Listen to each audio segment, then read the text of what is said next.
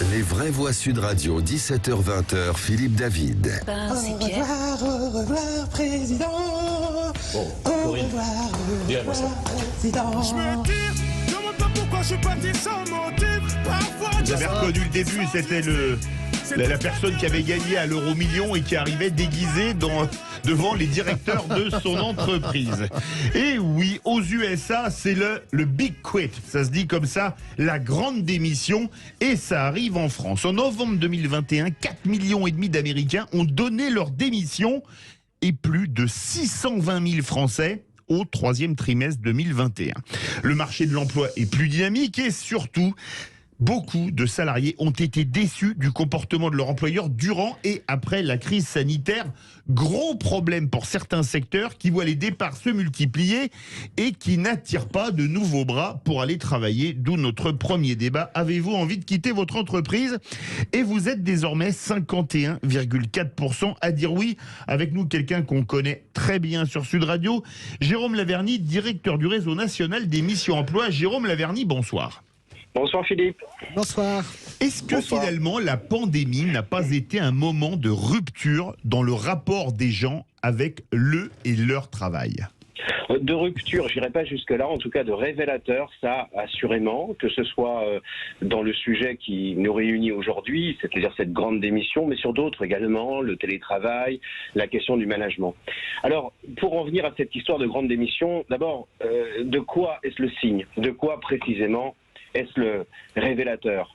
Alors d'abord de quelque chose d'assez grave en fait, commençons par le verre à moitié vide.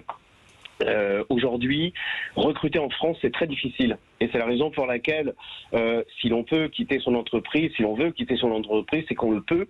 C'est qu'on le peut au regard du nombre d'offres sur le marché du travail. Petite alerte au passage, la situation est gravissime. Et malheureusement, les programmes électoraux de nos chers candidats ne le prennent pas en considération. Nous allons droit au mur sur un certain nombre de secteurs, très nombreux. Aujourd'hui, les entreprises ne peuvent pas honorer les marchés qu'elles conquièrent, faute de main-d'œuvre. Aujourd'hui, on a des entreprises qui arrêtent des lignes de production, quoique recevant beaucoup de commandes. Aujourd'hui, on a des entreprises qui ne le diront pas au micro, et c'est pour ça que je m'en fais le porte-voix, qui font venir de la main-d'œuvre étrangère parce qu'elles n'arrivent pas à assurer leur production. Alors c'est bien la raison pour laquelle, comme une des manifestations, eh bien le luxe entre guillemets dans lequel se retrouvent un certain nombre de candidats, pas n'importe lesquels, qui s'octroient cette liberté de pouvoir papillonner, refuser des offres, quitter leur entreprise, effectivement, de très très nombreux départs. Philippe, alors, on va échanger avec les vraies voix, Jérôme Laverny. Philippe Bilger. Oui. Jérôme, j'ai bien saisi, les gens qui, par exemple, aux États-Unis, démissionnent en masse, c'est éventuellement dans la recherche d'une autre activité, tout de même, pas pour arrêter tout travail. Donc, est-ce que, pardon, je vais de nouveau tomber dans des généralités qui me sont que trop familières, mais est-ce que tout cela dépend réellement du rapport au travail qu'a créé la pandémie, ou est-ce que ça ne révèle pas plus profondément un changement de société? Je me rappelle une très belle phrase du maréchal de ligne qui disait que la clé du bonheur, c'était d'être satisfait de son état.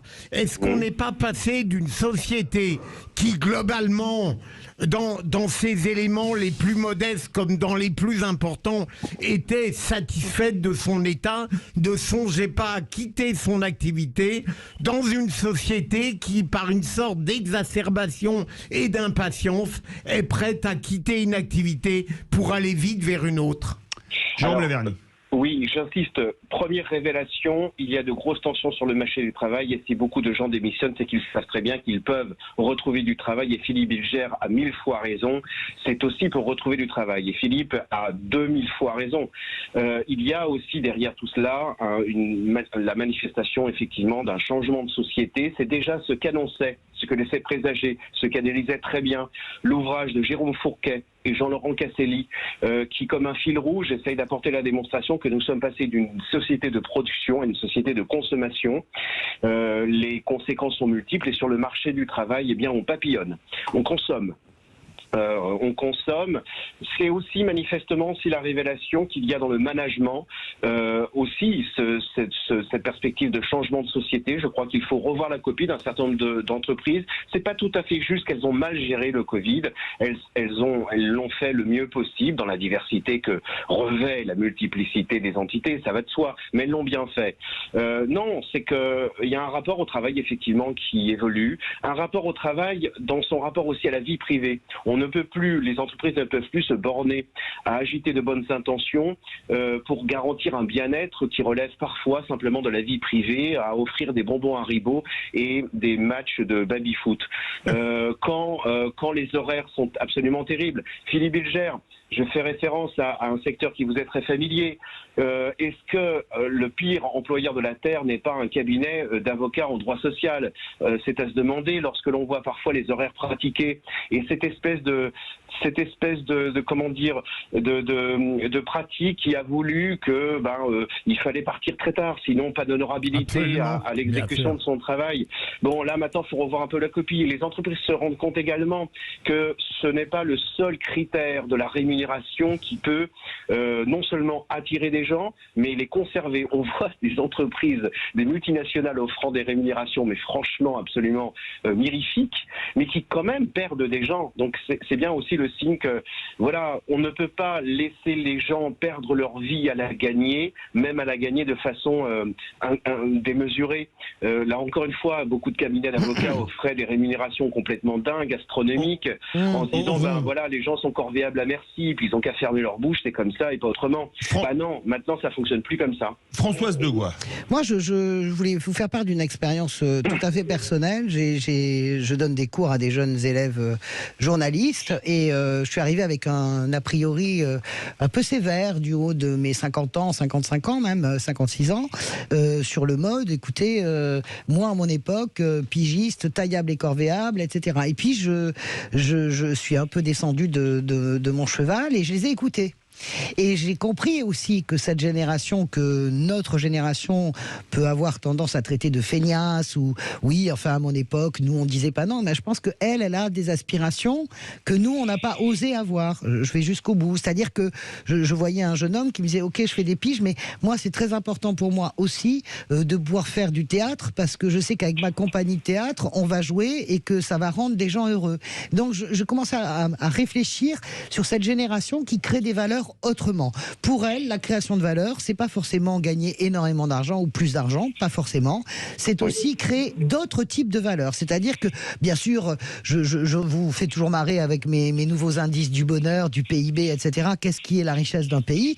Mais la réalité, c'est que je me rends compte, en discutant avec cette jeune génération, que je disais, oui, mais vous êtes pas engagés sous Pécresse, mais ils sont engagés autrement. Ils ont des combats qui ne sont pas les nôtres. Ils sont vachement engagés pour le climat, ils sont engagés à travers des cagnottes litchis, ils pratiquent la solidarité, et je veux dire par là que c'est fascinant si on baisse un peu notre barrière du jugement qui est normal parce que c'est notre génération et qu'on a bossé comme des forcenés, d'écouter les jeunes générations 18 ans, 30 ans et de se dire oui, mais après tout, est-ce qu'il n'y a pas une vérité dans ce qu'ils nous enseignent? Qu'en pensez-vous, Jérôme? Eh bien, écoutez, vous avez 1000 fois raison, Françoise. Je trouve que du haut de nos 50 ans, dans lesquels je vous rejoins allègrement, oui, il y a une espèce de leçon qui nous est admonestée par cette génération, qu'il faut prendre avec un certain nombre de précautions. Mais c'est vrai, il faut balayer devant notre porte et pas opposer à ces gens-là. Oui, moi, de mon époque, il fallait en baver. Et d'ailleurs, en fait, l'épreuve en soi n'est pas un gage de qualité. Du reste, les hauts diplômes ne sont pas une condamnation à vie à l'intelligence. L'intelligence, on en guérit très vite. On peut devenir, vous voyez. Bon, bref. Ça, c'est le verre à moitié plein. C'est vrai que néanmoins, il faut, je pense aussi, en même temps que l'on dit ça, dire oui, mais gardons frais à l'esprit et conscient à l'esprit qu'il faut garder une culture de la pénibilité. On n'arrive pas à un résultat sans un parcours, sans effort. fort. Bien sûr, bien sûr. Et peut-être même à cette jeune génération qui est très encline à pratiquer le sport et d'autres activités culturelles, faire entendre qu'il y a une passerelle. Moi, ça me désole de voyager voir parfois aussi, des à gens- voyager. Ils prennent Mais bien l'avion sûr. comme on prenait le bus, c'est vrai. Mais tout à fait. Ça me désole parfois de voir des gens qui, dans les salles de sport, courent sans aller nulle part, montent sur des vélos qui ne se déplacent pas. Donc, il y a un effort qui est absolument considérable que ces gens-là acceptent de réaliser dans le sport. Et il en va de même pour le travail. Et puisqu'il est question d'auteur, il s'agirait de se rappeler combien Pessoa dit qu'agir, c'est connaître le repos. Et qu'il y a un savant dosage qu'il convient d'accorder. Et peut-être que, effectivement, cette jeune génération, avec la bousculade qu'elle est en train de réaliser, sans que nous nous prêtions à nous poser comme procureur, cette fois, non plus qu'avocat, comme procureur de ces gens-là, eh bien, il y a peut-être une réflexion à mener. Mais Dieu, combien nos hommes politiques, dans leurs programmes électoraux, sont des années-lumière de cette réflexion. C'est tristissime, c'est consternant, de vide, ce qui nous est proposé par nos candidats actuellement. Jean Dorido. Alors, écoutez, moi je pense que je n'ai pas 50 ans pour le coup, et alors je ne vous rejoins pas dans toutes vos analyses, dans la mesure où ce Great Resignment là, qui vient des USA ne concerne pas que les jeunes, loin s'en faut. On a un mouvement global de personnes qui finalement quittent leur travail, et par rapport à ce que vous disiez, Jérôme, sur cette difficulté à recruter en France aujourd'hui qui est réelle, il me semble que les entreprises ont les collaborateurs et les candidats peut-être qu'elles méritent, parce qu'on a quand même, si vous voulez, une vie de l'entreprise qui a perdu toute dimension d'enchantement. On a connu quand même des plans sociaux à tour de bras avec cette espèce de novlangue. Alors on parle même plus de plan social maintenant, on parle de plan de sauvegarde de l'emploi. Oui, le PSE. Mais de qui se moque-t-on? Mais quel irrespect quand on parle à des personnes qui ont travaillé, qui ont mouillé le maillot, et on leur dit non, écoute, tu comprends, on fait un plan de sauvegarde de l'emploi, donc tu te dégages.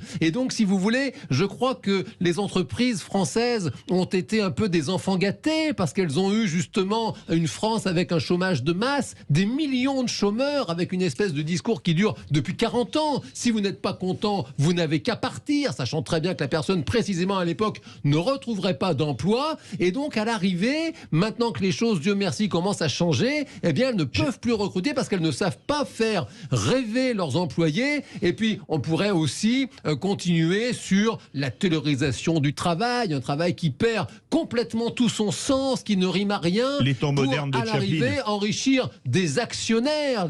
Les gens travaillent pour enrichir des actionnaires invisibles. Ils ne travaillent même plus pour un patron, ils ne travaillent même plus pour un supérieur. Non, ils travaillent pour des actionnaires qui sont des fonds de pension à l'autre bout de la planète. Et donc tout ça mis bout à bout, ça donne effectivement un milieu du travail qui est d'une tristesse assez pathétique. Jérôme Laverny court parce qu'on a quelqu'un qui veut témoigner à l'antenne. Là, vous parlez de grandes entreprises. S'il y a peu de candidats, c'est parce que pendant des décennies, on a méconsidéré, on a mal considéré, on a ignoré beaucoup de métiers manuels où aujourd'hui on n'a plus de candidats. Quant au terme de plan de sauvegarde de l'emploi, je suis 1000 fois d'accord avec vous pour le trouver complètement indécent, mais attention, ce ne sont pas les entreprises qui en sont les auteurs. C'est l'État. Ce sont les pouvoirs publics. Bien sûr, c'est la directe, c'est ce qu'on appelle la direction régionale du travail, bien sûr.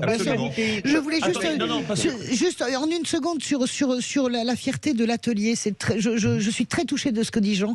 Il y a quelques années, je suis partie en reportage dans la Drôme avec des gens qui fabriquaient des chaussures, etc. Et une ouvrière était très fière de son usine. Et elle me dit, mais vous comprenez, on n'a plus la fierté, la chaleur de l'atelier. Le patron, il vient plus nous voir parce que le patron, on ne sait pas s'il n'est pas à New York en train de se goberger dans un gratte-ciel à 52, au 52e étage. Excusez-moi, une chanson qui résume ça, c'est Les Mains d'Or de Bernard Lavillier, une chanson sur une usine sidérurgique qui ferme de Saint-Étienne, c'est très touchant. On part au 0826 300 300, c'est pas direction Saint-Étienne, mais direction les Pyrénées-Orientales. Bonsoir Cyril. Bonsoir. Et vous voulez témoigner à l'antenne puisque vous allez quitter votre travail dans 10 jours. Génial. C'est ça. Alors pourquoi vous faites partie de ceux qui font la grande démission, the big quit, comme disent les Anglais ou les Américains? C'est ça, c'est un sujet que j'ai déjà entendu il y a quelques mois, et effectivement, pour revenir à une chose déjà que j'ai entendue par rapport à la crise Covid, moi, pour mon cas en tout cas, je trouve que mon entreprise, elle avait bien géré. On était bien, j'ai envie de dire, protégés. Et c'était pas une période où, je vais le dire honnêtement, où il fallait que je m'en aille. Ça me protégeait. J'étais dans mon boulot alors qu'avant, je réfléchissais déjà à partir. D'accord. Et qu'est-ce qui vous a fait sauter le pas pour que vous partiez dans 10 jours ? Ce qui m'a fait sauter le pas, c'est que malgré tout, aujourd'hui, dans le politiquement correct, dans tous les domaines de la vie, il y a quelque chose l'année dernière qui s'est pas produit. C'est-à-dire que je travaille avec des horaires décalés, j'ai beaucoup donné de bas personnes, j'ai eu pas mal de pression, j'ai fait beaucoup de demandes, j'ai fait beaucoup de postulats. Ça n'a jamais rien abouti. Voilà. Et donc vous, c'est le manque de reconnaissance. Voilà. Exactement. Le salaire ici est bon. C'est assez, attractif. On voit les jeunes quand ils arrivent ici, ils ont les yeux qui brillent. Je dis les jeunes, moi j'ai 46 ans bientôt. Et pour moi, c'est une situation qui suffit plus. Alors justement, restez avec nous, Cyril. On va faire réagir Jérôme Laverny. Vous entendez, Jérôme, ce que vient de dire Cyril ? Il a espéré des choses et il les a pas eues. Est-ce que c'est quand même pas un vrai problème ça, dans les entreprises ? On vous fait miroiter une promotion, une augmentation, un changement de poste, et que c'est comme dans Barbe Bleue, Sœur Anne ne vois-tu rien venir ? Oui, alors pas assez de considération. Oui, pas assez de considération, voilà. Ça recoupe également ce que disait Jean tout à l'heure. Attention, il y a des grandes et des petites entreprises. Il y a effectivement un management qui a été parfois un peu malencontreux pendant le Covid. Et aussi aujourd'hui, eh bien, il s'agit de se poser la question d'un véritable rapport entre la vie privée et la vie professionnelle. Parlons par exemple du problème des salaires. Le salaire en soi, il ne faut pas le prendre en valeur absolue. Il faut le prendre en reste à vivre. Et c'est là où nos politiques sont défaillants. C'est que aujourd'hui, il y a des régions où gagner le SMIC n'est pas suffisant pour vivre quand on est célibataire. Quand on est dans la région parisienne et qu'on gagne le SMIC, c'est indécent, on ne peut pas vivre. Voilà, c'est ce que ne prennent pas en considération nos hommes politiques. Or, il y a des entreprises qui ne peuvent pas monter les salaires. Ces besoins de recrutement ne concernent pas, ces défaillances de recrutement ne concernent pas que les grandes entreprises, ce sont des petites boulangeries qui ne peuvent pas continuer leur activité parce qu'ils n'ont pas de candidats, parce qu'il n'y a pas eu de travail d'orientation qui a été effectué et pris en charge par les pouvoirs publics. Prenez en considération une chose, vous voyez, un truc tout bête parmi les programmes. Il n'y a aucun candidat qui se pose la question de se dire, tiens, est-ce qu'on ne pourrait pas rétablir un lien entre l'éducation nationale et le marché du travail et faire en sorte que nos professeurs qui doivent rester professeurs de philo, d'histoire et de langue aient quand même une vulgarisation par un module du marché du travail, de l'orientation, ce qu'est la logistique, un chaudronnier, comment on fait telle ou telle étude. Et bien ça, ce serait véritablement précieux, il y a une rupture totale. Donc voilà, il y a un rapport entre la vie privée, donc les salaires, mais aussi la maternité. Voilà, c'est bien beau de parler d'égalité homme-femme, mais ce sont bien les femmes qui prennent en charge la maternité. Ce sont bien les femmes qui doivent interrompre leur carrière. Ce sont bien parfois les femmes qui sont confrontées à une rémunération tellement faible que reprendre l'activité n'est pas pour le reste à vivre de la famille suffisamment important. Là aussi, ça manque de stratégie. On devrait développer des systèmes de gains qui permettent aux gens, que ce soit donc pour les salaires, pour l'organisation familiale, pour l'organisation du logement. On ne parle pas de logement en lien avec l'emploi. C'est fondamental. Merci beaucoup Jérôme Laverny, directeur du Réseau national des missions emploi, et merci à Cyril des Pyrénées-Orientales. Je vous donne 2 commentaires qui sont très drôles. On a 2 auditeurs très fidèles sur Twitter. Ludovic qui dit oui, il veut quitter sa société pour venir travailler à Sud Radio. Et on a Gourdance, qui est un autre fidèle qu'on salue, qui nous dit étant à la retraite quand je quitterai cette entreprise, ce sera pour rejoindre le cimetière. Si ça ne dérange personne, je ne souhaite pas la quitter. J'ai trouvé ça très drôle. Verdict, avez-vous envie de quitter votre entreprise ? C'est très sérieux, vous êtes 42. Est-ce qu'on peut un message personnel à la direction de Sud Radio ? Je pense qu'on ne veut pas quitter Sud Radio, juste on le dit. On ne veut pas quitter Sud Radio, on le dit et on le répète. On vous le et dit, par on contre, vous le répète. Vous êtes comme pour nous, 50,5% à dire non. Tout de suite, la chronique présidentielle de Philippe Rossi.